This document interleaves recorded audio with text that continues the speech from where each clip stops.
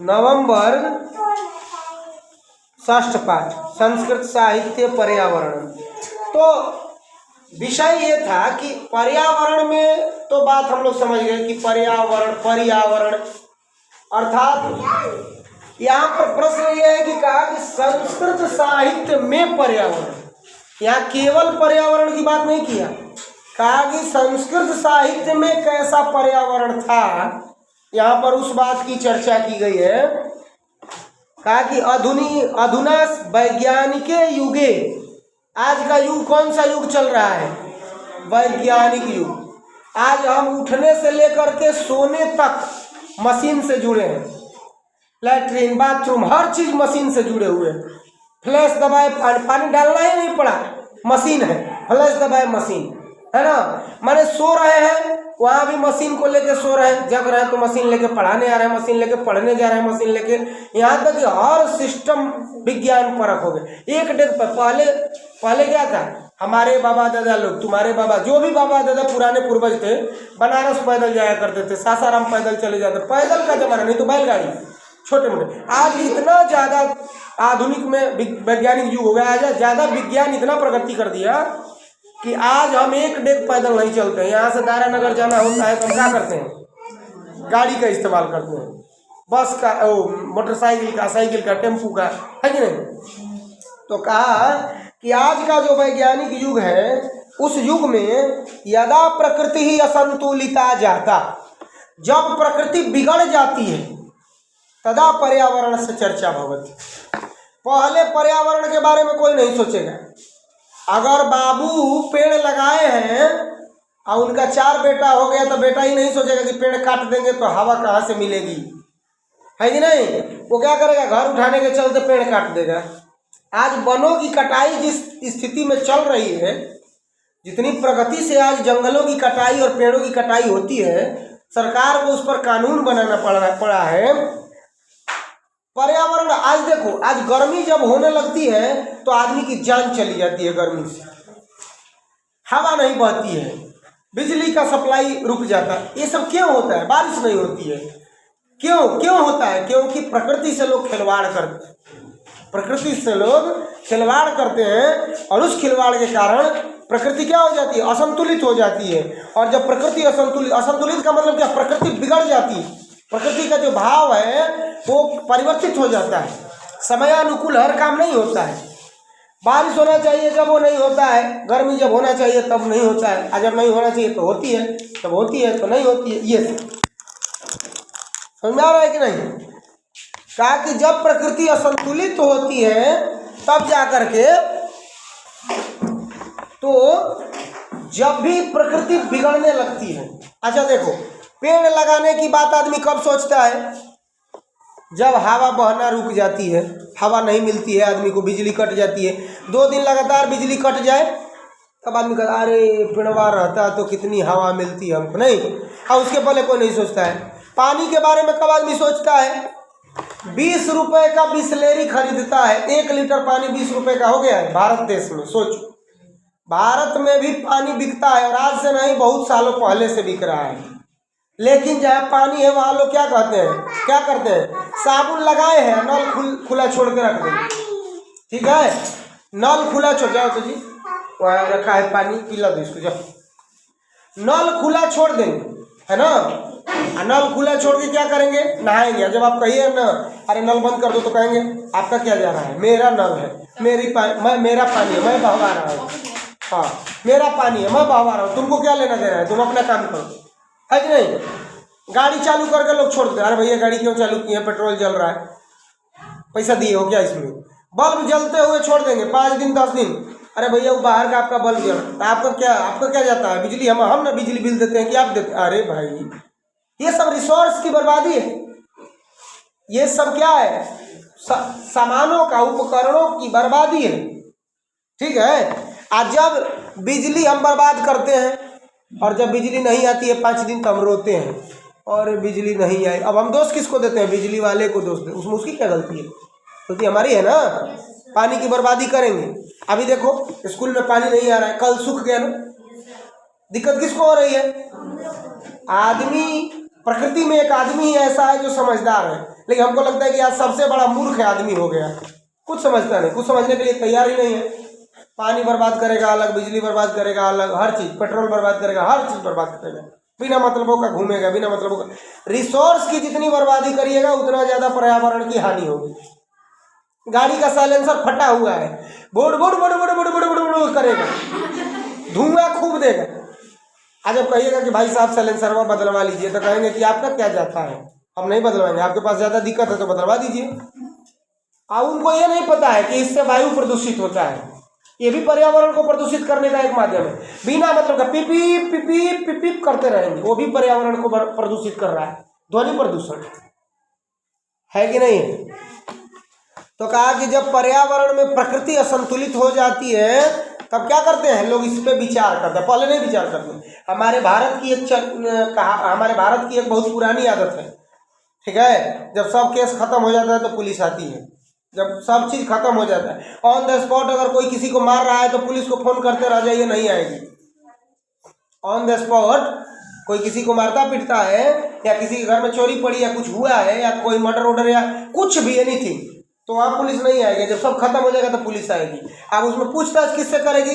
जो निरीह प्राणी है, जो बेचारे कमजोर वर्ग के लोग। अच्छा वही नहीं, अभी वो देखो, एक और हमारे यहाँ प्रचलित है, जिसका सामान भूला जाता है उसी को पुलिस ज़्यादा डांटती है। आपका कोई पर्स वर्स खो जाए, देखिए, जाइए पुलिस में, थाना में रिपोर्ट कराने, तक कैसे भूल गया, कितना पैसा था, और तो इतना पैसा लेके कहाँ जा रहे थे, कहाँ से इतना पैसा लाए, कैसे लाए, चोरी किए क्या?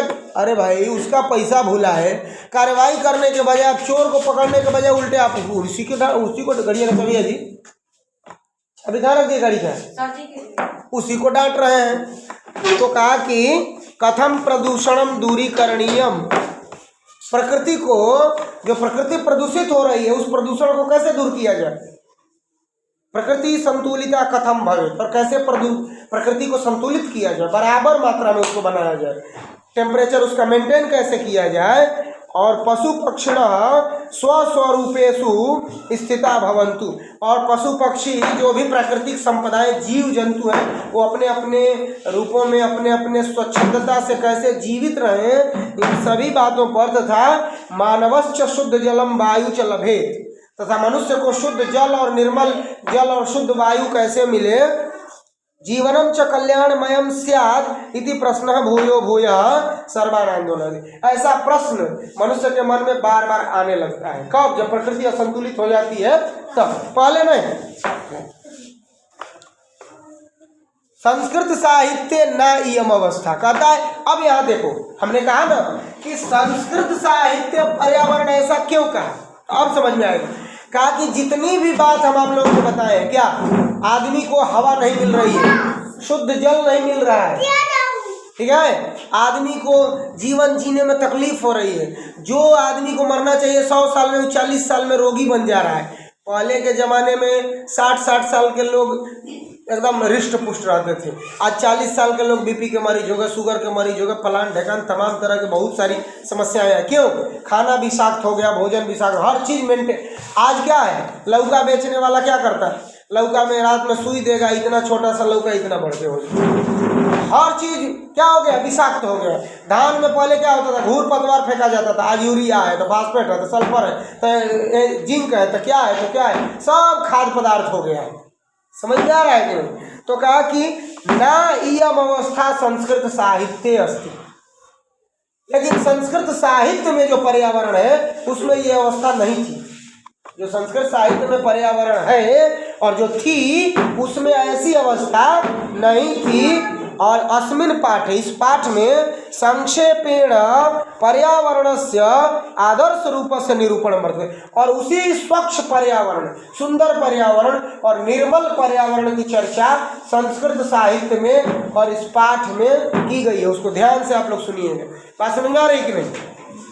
अब क्या कहा कि भूमिर्जलम नभो वायु, ध्यान से सुनना, भूमिर्जलम नभो वायु अंतरिक्षम पशुस्तृणम साम्यम स्वस्थत्वमेतेषां पर्यावरण संज्ञक। पर्यावरण की परिभाषा दिया हमने, कहा ना शुरू में पर्यावरण किसे कहते हैं। तो पर्यावरण ये तो सामान्य परिभाषा है, लेकिन संस्कृत साहित्य में इसकी क्या परिभाषा है? तो कहा कि भूमि, जल, आकाश, वायु, अंतरिक्ष और पशु और तृण यानी घास, तिनकर, ये सभी का जो एकता है, इन सभी का जो एक रूप है, साम्यम, मिला जुला रूप, वही स्वस्थ पर्यावरण की पहचान है। वही स्वस्थ पर्यावरण की पहचान है। समझ में आ रहा है क्या है? तो कहा कि भूमिर जलम नभो, याद कर लेना, भूमिर जलम नभो वायु अंतरिक्षम पशुस्तृणम साम्यम स्वस्थत्व एतेषाम पर्यावरण संज्ञकम, यानी पृथ्वी, जल, आकाश, वायु, अंतरिक्ष, पशु और तृण, इन सब का मिला जुला स्वस्थ यानी साम्य यानी एकता के रूप को पर्यावरण का नाम दिया गया है संस्कृत साहित्य। यानी पर्यावरण में संस्कृत साहित्य में किसी को भी छोड़ा नहीं गया है, सबको लिया गया है। मिट्टी का भी उतना ही महत्व है जितना वृक्ष का महत्व है, क्योंकि मिट्टी है तभी वृक्ष है, मिट्टी खत्म वृक्ष खत्म। आज ही वृक्ष के शोर के तले से, जड़ के तले से मिट्टी निकाल दो, वृक्ष रुकेगा क्या? गिर जाए। तो मिट्टी का महत्व है कि नहीं? तृण का भी महत्व है। अगर मिट्टी पर से तृण हट जाए, घास से फूस जमना बंद हो जाए तो आदमी क्या कर देगा? जब बारिश होगी तो वहाँ धूल, वहाँ का मिट्टी खत्म हो जाएगी, धुल जाएगा कि नहीं धुल जाएगा? संस्कृत साहित्यस्य महती परंपरा संसारस्य सर्वान् विषयान् ऊरीकृत्य प्रचलित। कहा कि संस्कृत पर्यावरण जो यहाँ पर कहा गया है, उस संस्कृत पर्यावरण में संस्कृत साहित्य की एक परंपरा रही है। क्या? कि किसी भी विषय को छोड़ना नहीं, सभी विषय को साथ लेकर चलना है। पर्यावरण से जुड़े जितने भी विषय हैं, चाहे भूमि हो, चाहे आकाश हो, चाहे जल हो, चाहे वायु हो, चाहे कुछ भी हो, सबको लेकर चलना है। और ये इसकी पुरानी परंपरा है, महती परंपरा, पुरानी परंपरा, श्रेष्ठ परंपरा है। और इसीलिए प्रकृति संरक्षणम पर्यावरण से संतुलनम हुआ तत्र स्वभावतः उपस्थापितम।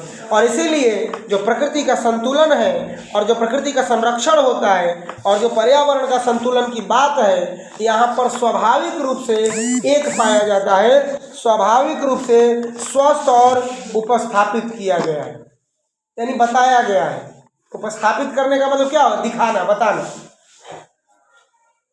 आगे वैदिक काले प्रकृतेः उपकरणानि देव रूपाणि प्रकल्पितानि आसन्। कहा कि आज हम लोग आधुनिक युग में, वैदिक विज्ञान युग में, लेकिन आज से बहुत साल पहले हम लोग विज्ञान युग में नहीं थे, वैदिक युग में थे। वैदिक युग क्या होता है? तो वेदों का युग, वेदे भवः वैदिकः, वेदों से जो निष्पन्न हो, संपन्न हो, जुड़ा हुआ हो। बात समझ में आ रही है? तो वैदिक युग में जितना भी सब संपदा है उसको हम लोग ईश्वर के तुल्य मानते थे। आज भी हम लोग वृक्ष को भगवान मानते हैं। नीम के पेड़ में कहते हैं कि नहीं, नीम किसका सूचक है? देवी जी का। पीपल का पेड़ भगवान मानते हैं कि नहीं? किसका सूचक है? वासुदेव भगवान का। केला किसका सूचक है? बृहस्पति भगवान का। ऐसे हम लोग तद वृक्षों को क्या मानते हैं? ईश्वर का रूप। देव यहाँ लिखा है, देखो, प्रकृति है उपकरणानि, यानी प्रकृति के जितने भी संसाधन हैं संस्कृत साहित्य में जो वैदिक काल थे उस समय देव रूप में माने जाते थे। प्रकल्पित का मतलब कल्पित, देव रूप में कहे गए थे। और देव रूप में इसकी कल्पना की गई थी। जो बादल बरस रहा है इसको भी हम लोग ईश्वर मानते थे, कहते थे कि मेघ है, और मेघ को बरसाता कौन है? इंद्र की आज्ञा से मेघ बरसते हैं, इनको भी हम लोग पूजा करते हैं। समझ में आ रहा है कि नहीं? पानी है, पानी को हम लोग वरुण देव की संज्ञा करके पूजा करते हैं। भूमि है, पृथ्वी माता कह के पूजा करते हैं। गाय है, गाय माता कह के। तो क्या हुआ? देव माने कि नहीं माने? देव माने। आज क्या है, इतने मूर्ख हो गए हैं दुनिया में, पढ़े लिखे मूर्ख। अब उनको हम ये नहीं कहेंगे कि स्वरहोवाना मूर्ख, पढ़े लिखे मूर्ख, डिग्रीधारी मूर्ख कह सकते हैं। वो क्या कहेंगे? भाई वृक्ष है तो भगवान कैसे है? हम उनसे पूछना चाहते हैं, ठीक है वो ईश्वर नहीं है, उसको काट के या फिर जोड़ दीजिए, तो काट के जोड़ दीजिए। आदमी जो पढ़ने वाले लोग हैं वो क्या कहते हैं? ये प्रकृति मनुष्य चलाता है, प्रकृति अपने आप चलती है, भगवान नहीं चलाते। हम कहते हैं ठीक है, गला काट करके जोड़ दीजिए तो गले को शरीर में फिर से जिंदा कर दीजिए। विज्ञान थक गया है, वो रोबोट बना सकता है, लेकिन रोबोट में जान डाल के जान निकाल नहीं सकता है। आदमी मर जाता है, आदमी का मुआ हुआ मुर्दे को जिंदा नहीं कर सकता। अमेरिका के किसी एक देश राज्य में, मैं आपको बार बार बताता हूँ कि अमेरिका के किसी एक ऐसे शहर में आज भी शोध चल रहा है लाशों पर, कि लाश जब मर जाता है तो उसको जीवित क्यों नहीं हम कर सकते हैं। लेकिन आदमी फेल है, विज्ञान फेल है। लेकिन फिर भी दो शब्द पढ़ने वाले क्या कहते हैं लोग, ईश्वर क्या होता है। अरे पृथ्वी देवी कैसे है, तो वृक्ष देव कैसे है। अरे भाई कैसे नहीं है, एक सूखे लकड़ी को भी आप हरा भरा करिए, हरा भरा क्यों है, उसको बार बार काटिए और जब तक जड़ उसका रहेगा तब तक वो पनप जाता है। पनपता है कि नहीं पनपता है। जब तक किसी वृक्ष को तुम जड़ से मत उखाड़ो वो कभी सूखता है क्या, नहीं, वो पनप जाता है। क्यों पनपता है, क्योंकि उसमें जीव है। अब आप कहिए कि ये तो प्रकृति का नहीं है, तो प्रकृति कौन चलाता है, प्रकृति कौन चलाता है, ईश्वर चलाता है। हमारे आपके बस की बात है प्रकृति चला देंगे।